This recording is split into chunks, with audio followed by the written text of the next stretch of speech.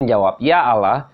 Lalu ia berfirman, "Janganlah datang dekat-dekat, tanggalkanlah kasutmu dari kakimu, sebab tempat di mana engkau berdiri itu adalah tanah yang kudus." Nah, ya, betapa kudusnya Allah.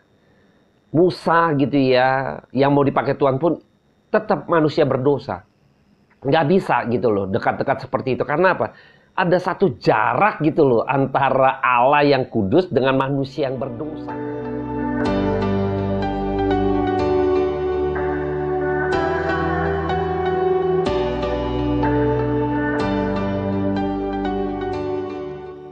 Shalom, selamat malam teman-teman dan rekan-rekan sekalian. Pada malam hari ini persekutuan kita kembali dilaksanakan via online service seperti ini. Dan pada malam hari ini saya berharap kita dalam keadaan yang sehat.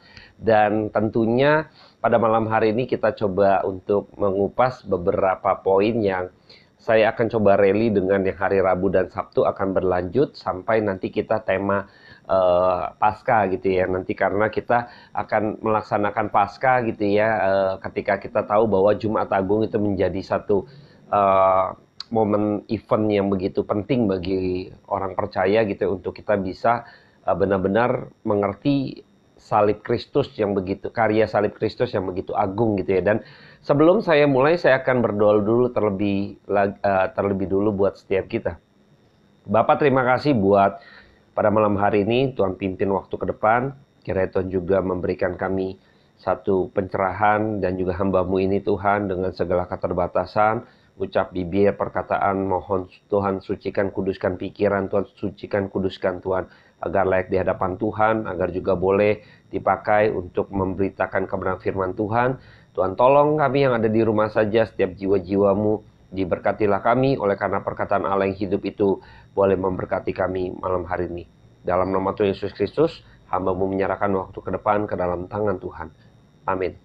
Baik, saya mohon maaf bila mana nanti di pembahasan kita saya agak sedikit flu.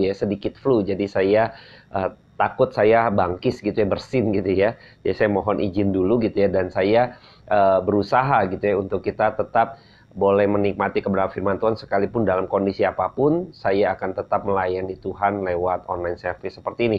Baik, saya akan bacakan terlebih dahulu di dalam kitab Roma gitu ya. Roma ketiga, saya akan kutip saja ayat yang ke-10 sampai ayat yang ke-18 ya, melanjuti bagaimana dosa begitu serius, dosa begitu sangat mengerikan gitu kan. Dosa itu nggak main-main gitu ya, dosa itu sesuatu yang fatal gitu ya. Dan hari ini saya akan melanjutkan di dalam kitab Roma 3 ayat 10 sampai 18. Saya akan bacakan buat setiap kita. Seperti ada tertulis, tidak ada tidak ada yang benar, seorang pun tidak. Tidak ada seorang pun yang berakal budi, tidak ada seorang pun yang mencari Allah. Semua orang telah menyeleweng, mereka semua tidak berguna. Tidak ada yang berbuat baik, seorang pun tidak. Kerongkongan mereka seperti kubur yang ternganga. Lidah mereka merayu-rayu, bibir mereka mengandung bisa. Mulut mereka penuh dengan sumpah serapa, kaki mereka cepat untuk menumpahkan darah. Keruntuhan dan kebinasaan mereka tinggalkan di jalan mereka. Dan jalan damai tidak mereka kenal. Rasa takut kepada Allah tidak ada pada orang itu. Nah, jadi pada waktu manusia jatuh dalam dosa, maka manusia itu sudah tidak ada lagi yang mencari Allah, ya, karena sifatnya sudah mati. Ya, namanya orang mati, kita tahu pada waktu Kejadian 3, kalau kita coba flashback review ya, pada waktu Tuhan mengatakan bahwa engkau pada waktu makan buah pengetahuan yang baik dan jahat itu, maka pastilah engkau mati gitu ya. Jadi saat itu Tuhan sudah memperingatkan kepada Adam, pastilah engkau mati. Nah, pada waktu jatuh dalam dosa, makan buah pengetahuan yang baik dan jahat, maka manusia secara rohani itu udah hancur, udah mati gitu ya. Tidak memiliki satu daya lagi gitu untuk bisa katakanlah tadi mencari Allah gitu ya. Semua orang telah berdosa, tidak ada yang berakal budi. Rasul Paulus mengutip gitu kan dalam kitab para nabi. Jadi kita tahu pada waktu manusia jatuh dalam dosa sampai sejauh itu loh. Sampai sedemikian mengerikan gitu ya. Manusia tidak lagi bisa mencari Allah karena dalam posisi mati. Dalam posisi mati. Ya, makanya ketika kita tahu pada waktu Adam dan Hawa jatuh dalam dosa, maka Tuhan Allah harus menggunakan caranya Tuhan, yaitu Dia mengambil binatang untuk dikorbankan, untuk lalu dikenakan pakaian kepada Adam dan Hawa, sehingga pada waktu itu bicara tentang penebusan, bicara tentang pengampunan gitu loh. Jadi harus ada yang dikorbankan, ada darah yang tertumpah. Nah ini loh. Jadi karena dosa begitu mengerikannya, maka harus ada pendamai itu, Maka Allah pada waktu memberikan pakaian dari kulit binatang itu, Allah membawa pendamai. Dan ini yang dinubuatkan di dalam Kejadian 3 pada waktu Allah Bapa memberikan hukuman kepada Hawa, ya, mengenai keturunanmu akan meremukkan tumitnya dan dia akan menemukan kepalamu. Ini bicara tentang Kristus dan juga si jahat gitu ya, yang akhirnya tertuang di dalam di atas kayu salib yang nanti kita akan peringatkan sebagai Jumat Agung. Nah, saya melihat ini ketika kita tahu pada waktu bukan sekedar Allah memberikan pakaian dari kulit binatang, tidak, tapi binatang yang diambil ini untuk digunakan pakaiannya adalah bicara mengenai Kristus. Ya, ini bicara mengenai Kristus. Jadi ketika Tuhan bukan sekedar mengambil binatang, tidak. Jadi penggambaran Kristus yang itu adalah anak domba Allah, ya, anak domba Allah. Jadi nggak sembarangan. Ini penggambaran yang sebenarnya nubuatan di dalam kitab Kejadian 3 ini. Ini sudah dinubuatkan mengenai Kristus yang akan mati di atas kayu salib yang Jumat Agung nanti kita akan rayakan. Ya, kita akan peringati kembali. Nah, disinilah kita melihat bahwa Allah sudah menyediakan korban gitu ya kan. Dia menyediakan pendamai itu. Dia menyediakan satu memediasi gitu kan, hubungan antara Allah gitu kan dengan manusia yang sudah berdosa. Dia coba dijembatani dengan apa? Dengan anak domba gitu loh. Makanya anak domba ini bicara kulit binatang ini bukan sekedar hanya binatang biasa secara jasmania, tidak, tapi memiliki makna bahwa ini loh harus ada pengorbanan, harus ada penumpahan darah, harus ada pengampunan yang diberikan, yang ditumpahkan tadinya harusnya kepada manusia yang berdosa, murka Allah harus dituangkan kepada mereka yang berdosa, tetapi Tuhan Allah menyediakan, yaitu Allah yang harus mengutus anak yang Kristus harus menjadi anak manusia berinkarnasi, itu yang akan ditumpahkan murka Allah kepada Kristus nantinya. Nah, ini yang darah ini harus tercurah. Jadi harus ada yang dikorbankan. Nah, darah yang dikorbankan ini bicara darah pengampunan dosa. Nah, kalau tidak dibereskan, maka sampai kapanpun tidak akan ada pendamaian. Tidak ada manusia akan bisa didamaikan dengan Allah. Nah, makanya kenapa kita nanti akan semua kitab Kejadian itu yang tadi saya bicarakan mengenai pakaian dari kulit binatang ini bicara mengenai pendamai, yang itu Kristus sebagai pendamai, ya. Dialah yang membawa kita, dia sebagai imam kita, yang kita menjadi diwakilkan oleh Allah anak, yaitu Kristus gitu loh, di atas kayu salib, sehingga kita boleh dengan iman kita boleh datang kepada dia dan kita boleh berkenan di hadapan Allah Bapa. Ini menarik. Makanya harus ada pendamai. Ini menunjukkan juga bahwa Tuhan Allah itu dia menyatakan keadilannya, ya. Dia menyatakan keadilannya, yaitu apa? Maka kata Tuhan Allah kan bilang, waktu engkau makan pastilah engkau mati. Maka pada waktu Adam dan Hawa mati secara rohani, dia sudah tidak bisa lagi, maka Tuhan Allah yang mencari. Ya, Tuhan Allah yang mencari, yang perkataan di manakah engkau ini satu bukti bahwa Allah yang mencari manusia, karena manusia tidak sanggup lagi mencari Allah. Tidak ada satupun di dalam Roma 3 tadi yang sudah kita baca, tidak ada satupun yang mencari Allah. Maka Allah harus mencari. Maka Allah di sini berperan aktif, ya, berperan aktif untuk mencari manusia yang berdosa. Makanya keselamatan itu sepenuhnya pekerjaan daripada Tuhan Allah. Allah yang aktif memberikan keselamatan bagi manusia. Kita nggak bisa ngapa-ngapain. Kita nggak bisa ngapa-ngapain. Nah, ini sesuatu hal yang boleh kita pikirkan, renungkan baik-baik supaya kita sadar betapa besarnya anugerah Tuhan. Karena kalau tidak demikian, kalau bukan Allah yang mencari saya, maka sampai hari ini pun saya tidak akan pernah bisa mencari Allah. Nah, bagaimana dengan orang-orang yang akhirnya memiliki keyakinan atau beragama? Bukankah mereka juga memiliki Allah gitu ya. Sama seperti Adam dan Hawa gitu. Teman-teman bisa cek lagi nanti bagaimana saya menjelaskan panjang lebar di sana. Ada kaitannya antara membuat daun dan cawat gitu ya. Itu sama seperti membangun kebenaran, seperti agama. Sekarang tahu yang jahat dan baik, yang menentukan baik dan jahat itu adalah orang berdosa gitu ya. Ini nggak menyelamatkan sama sekali. Karena mereka punya konsep yang salah gitu loh. Teman-teman bisa cek lagi nanti di YouTube channel saya yang lain gitu ya. Saya nggak akan mendalami pembahasan ini karena saya sudah bahas gitu ya di channel-channel sebelumnya. Nah, pada kesempatan ini saya mau coba memberikan penggambaran betapa dosa itu memisahkan Allah yang kudus, yang suci, nggak sembarangan kita manusia berdosa. Nah, saya ingat pada waktu bagaimana ketika Musa dipanggil Allah gitu ya. Tuhan Allah menampakkan diri pada waktu itu semak berduri yang menyala gitu ya. Saya akan coba kutip ya di dalam Keluaran ya. Kitab Keluaran kita tahu pada waktu Musa dipanggil ya. Musa diutus ya. Saya akan kutip saja di Keluaran 3 dan saya akan kutip di ayatnya yang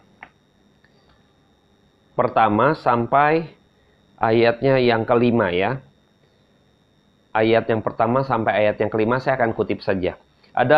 Adapun Musa, ia biasa mengembalakan kambing domba Yitro mertuanya, imam di Midian. Sekali ketika ia menggiring kambing domba itu ke seberang padang gurun, sampailah ia ke gunung Allah, yakni gunung Horeb. Lalu malaikat Tuhan menampakkan diri kepadanya di dalam nyala api yang keluar dari semak duri. Lalu ia melihat, dan tampaklah semak duri itu menyala tetapi tidak dimakan api. Musa berkata, baiklah aku menyimpang di sana untuk memeriksa penglihatan yang hebat itu. Mengapakah tidak terbakar semak duri itu? Ketika dilihat Tuhan bahwa Musa menyimpang untuk memeriksanya, berserulah Allah dari tengah-tengah semak duri itu kepadanya, Musa, Musa. Dan ia menjawab, ya Allah. Lalu ia berfirman, janganlah datang dekat-dekat, tanggalkanlah kasutmu dari kakimu, sebab tempat di mana engkau berdiri itu adalah tanah yang kudus. Nah, ya, betapa kudusnya Allah. Musa gitu ya, yang mau dipakai Tuhan pun tetap manusia berdosa. Nggak bisa gitu loh, dekat-dekat seperti itu. Karena apa? Ada satu jarak gitu loh antara Allah yang kudus dengan manusia yang berdosa. Ya, ada jarak yang begitu rupa gitu ya. Jadi nggak sembarangan gitu ya. Jadi seringkali orang nyepelehin masalah dosa. Tidak. Ada satu jarak yang kemarin sudah dibahas. Dan saya tekankan lagi bahwa pada waktu Musa diutus pun nggak sembarangan gitu loh. Nggak sembarangan gitu ya berjumpa dengan Tuhan. Kita tahu pada waktu kita para nabi, siapa sih kita nih? Kita seperti apa ya, kalau anggap nih Tuhan ini seperti api gitu kan yang menyala. Kita seperti mungkin tisu. Kita makin dekat itu kita kebakar gitu loh. Kita kebakar, nggak sembarangan gitu loh. Nah, kayak kadang ya mungkin ada beberapa orang fenomena seakan-akan dia rohani sekali gitu ya, sampai dengan ketemu Tuhan Allah gitu ya, ya di dalam zaman seperti ini gitu ya. Ya saya nggak mau bahas hal itu ya, fenomena ya. Tapi kalau kita mengulik lagi gitu ya, dalam perjanjian, para nabi pun nggak sembarangan loh gitu loh. Nggak bisa sembarangan gitu loh berjumpa dengan Tuhan Allah gitu ya. Sekarang kita zaman anugerah kayak nyepelehin gitu ya, nyepelehin.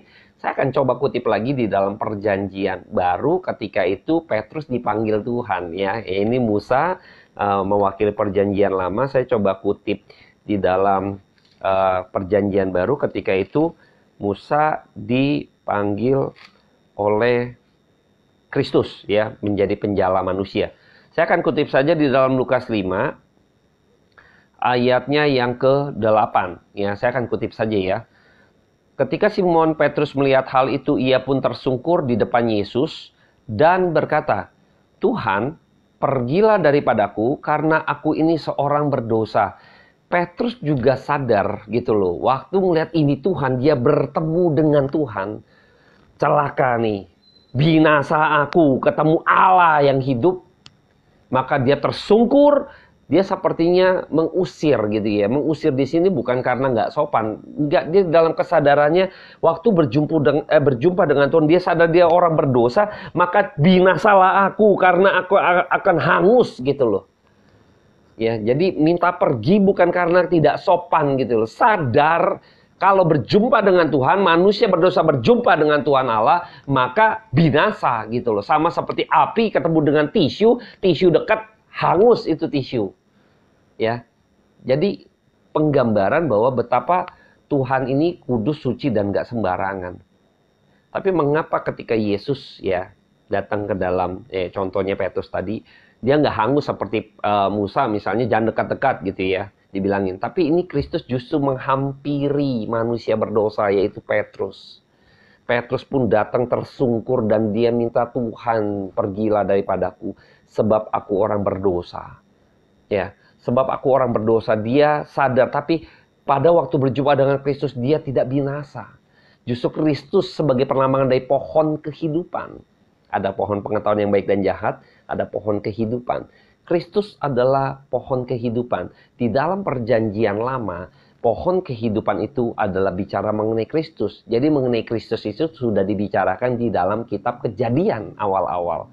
Ya, nah ketika Kristus datang gitu ya, yang akan memberi hidup, kenapa bisa tidak binasa? Karena Kristus adalah sebagai seorang imam. Ya, imam yang mewakili pada waktu perjanjian lama, pada waktu jemaat Tuhan memberikan persembahan, maka jemaat Tuhan nggak bisa sembarangan, maka harus melalui imam. Imam ini juga nggak boleh sembarangan. Waktu dia mau masuk memberikan persembahan kepada ruang Maha Kudus dan sebagainya, mempersembahkan persembahan kepada Tuhan, dia pun harus memberikan persembahannya terlebih dahulu gitu kan, untuk penyucian dia gitu ya, baru dia bisa, nggak sembarangan. Nah pada waktu dia masuk pun gitu ya, dia baru membawa persembahan gitu ya. Jadi melalui dia mewakili manusia, jemaat Tuhan diwakili oleh imam untuk datang kepada Allah. Nah Yesus mewakili setiap orang percaya, maka dia adalah imam. Makanya kenapa tidak binasa pada waktu Petrus berjumpa dengan Kristus? Justru karena Kristus adalah imam yang mewakili manusia berdosa untuk datang kepada Bapa, maka kita tidak binasa. Bagi siapa yang percaya di dalam iman, kita percaya kepada Kristus, di dalam Kristus, maka tidak akan binasa, melainkan memperoleh hidup yang kekal. Nah, makanya Kristus ini sebagai imam mewakili kita manusia berdosa. Makanya pada waktu Yesus Kristus harus mati di atas kayu salib, itu sudah diwakilkan gitu loh. Harusnya kita yang binasa, maka Kristus mewakili kita, dia gantikan kita. Maka kita tidak binasa, yang percaya di dalam Kristus, kita tidak binasa, melainkan kita memperoleh hidup yang kekal. Disinilah poinnya gitu ya. Makanya kenapa pada waktu itu Petrus tidak binasa gitu kan. Berbeda dengan perjanjian lama, karena Yesus Kristus sebagai perantara, imam bagi kita. Bukan hanya sebagai imam saja, tapi Kristus adalah persembahan itu sendiri gitu ya, sebagai domba yang kan imam membawa persembahan ya, domba yang tidak bercacat celah gitu ya, untuk kepada Tuhan. Dan Kristus bukan hanya sekedar sebagai imam, tapi dia adalah persembahan itu sendiri. Ya, dia adalah domba itu sendiri yang tidak ada celahnya, yang tak bercacat celah, yang berkenan di hadapan Tuhan. Kebayang ya? Luar biasa sekali. Saya melihat bahwa disinilah kita lihat bahwa ketika kita percaya kepada Kristus, maka inilah kita didamaikan. Maka kalau tidak melalui Kristus, maka tidak mungkin manusia akan pernah didamaikan dengan Tuhan Allah. Kita bersyukur di dalam iman, karena hanya melalui Kristus saja, dia yang sebagai imam mewakili manusia berdosa, dan dia adalah sebagai domba persembahan yang berkenan di hadapan Tuhan. Maka barang siapa yang percaya di dalam dia, maka tidak binasa. Kita sudah memperoleh pendamai itu. Kita sudah didamaikan melalui Kristus. Nah ini yang menarik ya. Tidak akan pernah mungkin manusia mencari Allah. Allah datang kepada Petrus, manusia berdosa. Dia sadar, tersungkur, mengaku dia orang berdosa. Maka Kristus datang untuk memberikan hidup. Dia tidak binasa. Nah, pada waktu pohon kehidupan ada di tengah-tengah taman itu bicara mengenai Kristus. Coba kita kutip ya. Saya akan kutip, coba kita review flashback sebentar. Untuk di dalam Kejadian 3. ayatnya yang ke 22 ya. 22 sampai 24. Saya akan bacakan buat setiap kita Kejadian 3 ayat 22 sampai 24. Demikianlah firman Tuhan.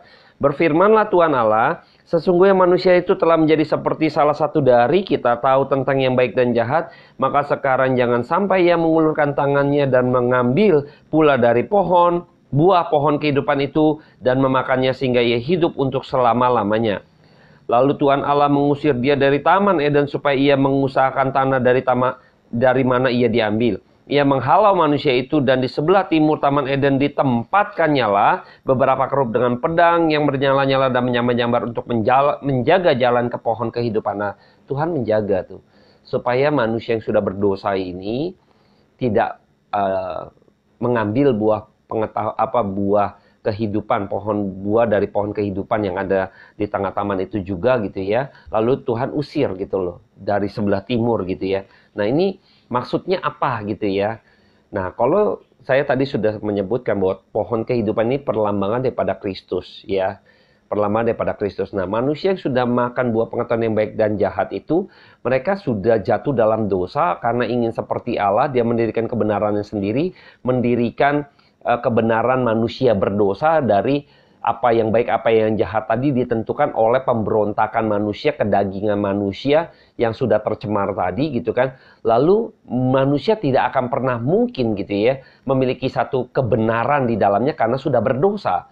Maka pada waktu dia mau mengambil buah kehidupan gitu ya tadi, maka dia akan hidup selama-lamanya, bukan berarti kekal dalam arti secara jasmani, tidak, tetapi dia akan memiliki satu pemahaman yang begitu terus dan selama-lama akan salah gitu loh.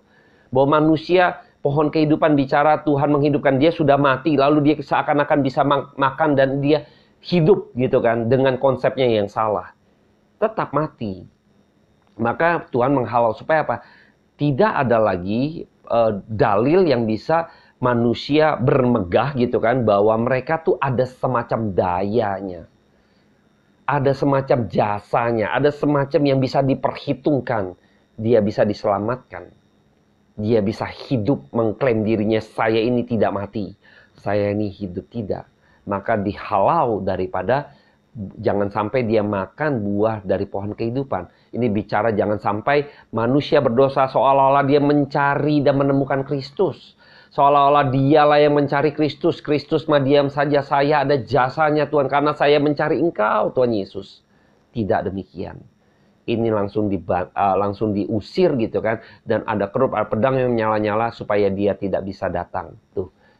Ini mau menggambarkan bahwa tidak bisa manusia yang berdosa gitu kan. Ujuk-ujuk seakan-akan dia punya daya, punya pemikiran atau jasa atau kekuatan manusia diperhitungkan karena saya mencari Allah. Tidak ada satupun manusia mencari Allah. Itu saya buka di dalam Roma 3 tadi. Nah, dari sini kita tahu bahwa menarik sekali bahwa sesungguhnya kita tidak bisa mendamaikan diri kita. Kita tidak bisa mendamaikan diri kita kepada Allah yang begitu murka. Kita tidak bisa seperti ya nyogok gitu ya Tuhan gitu ya, berbelas kasihan kita dengan upaya kita. Tidak bisa.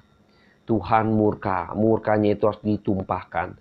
Hanya melalui Kristus saja, maka murka Allah tetap dituangkan, tetapi kita tidak binasa. Maka Kristus yang menggantikan itu, dialah pohon kehidupan itu.